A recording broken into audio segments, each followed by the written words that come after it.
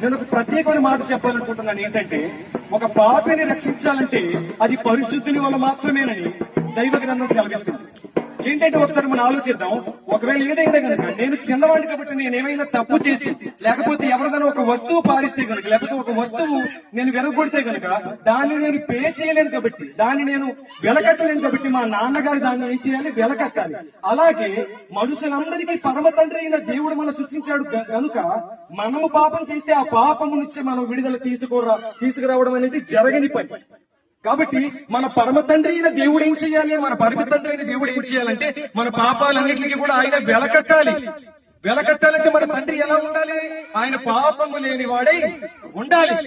Bible సెలవిస్తుంది, నజరేయుడైన యేసుక్రీస్తు ఈ భూమి మీద సవాలు తిరుగుతూ చెప్పిన ఒక మాట ఏంటంటే, నా యందు పాపం ఉందని మీ యందు స్థాపించగలవాడు ఎవడు అని అడిగారు ఆయన.